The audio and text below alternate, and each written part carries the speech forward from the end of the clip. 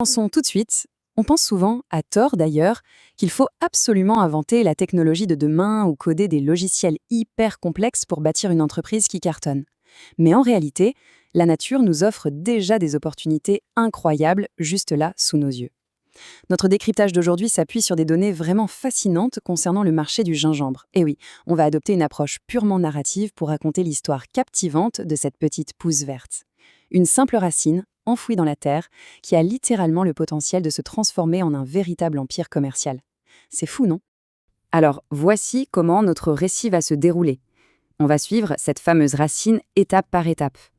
On verra d'abord le potentiel du gingembre, puis les bases de sa culture. Ensuite, on s'attaquera au mythe des 30 jours, on listera les erreurs à éviter absolument, et on terminera par le plus croustillant, la stratégie de transformation. Ce qui nous amène à la grande question de notre histoire. Pourquoi au juste cette racine est-elle si précieuse? Comment ça se fait que le gingembre agisse comme une véritable machine à cash pour ceux qui prennent le temps de comprendre sa valeur? En fait, la réponse réside dans un mélange assez magique entre une demande mondiale inépuisable et une polyvalence incroyable. Ce n'est pas juste un petit condiment qu'on oublie au fond du placard, oh que non, c'est une fondation économique ultra solide.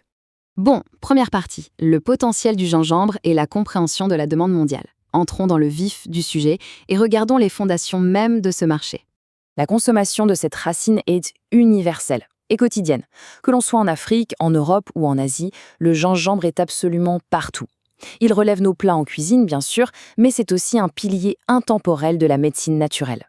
On le retrouve dans des jus, des thés réconfortants, dans nos cosmétiques pour ses vertus purifiantes et même dans l'industrie pharmaceutique.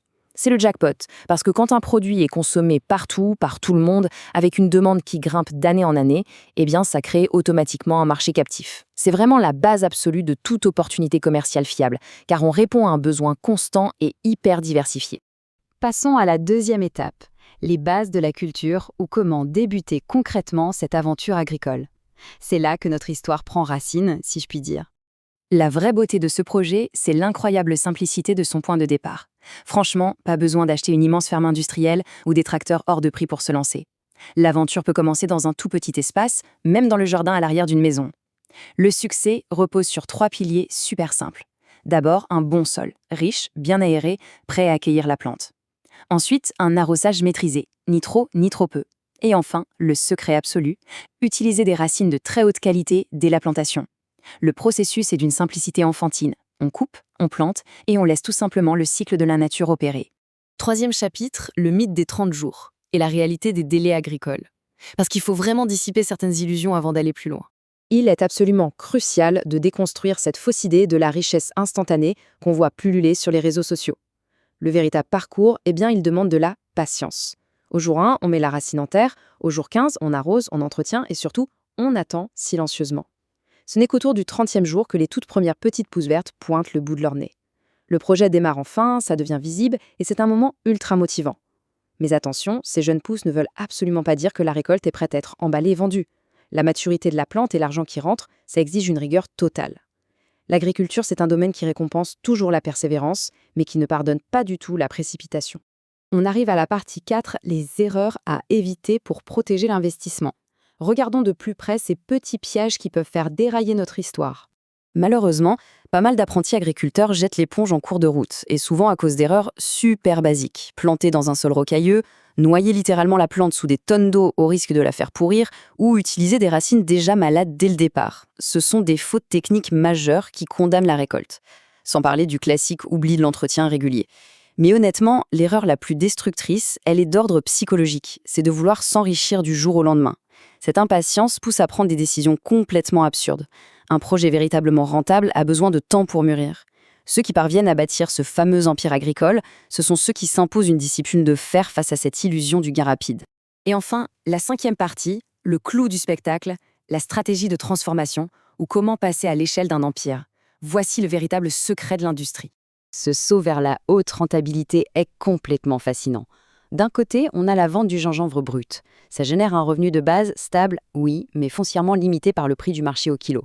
Mais de l'autre côté, c'est là que la magie entrepreneuriale opère. En transformant cette même racine brute en jus pressé à froid, en poudre finement moulue ou en la conditionnant dans de superbes sachets professionnels avec une marque forte, la valeur perçue et le prix de vente explosent littéralement.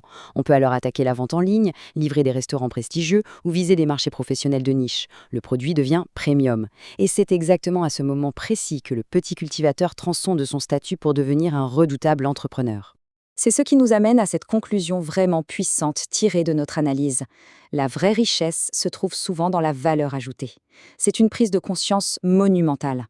Le récit de ce voyage nous prouve que le succès commercial, ce n'est pas juste savoir cultiver un produit de la terre, mais c'est surtout l'intelligence de ce qu'on en fait ensuite. L'agriculture de base, c'est une activité noble et essentielle, bien sûr. Mais l'étape de la transformation, c'est ce qui débloque un potentiel entrepreneurial quasiment infini. Pour clore cette exploration, voici une réflexion finale qui mérite toute notre attention.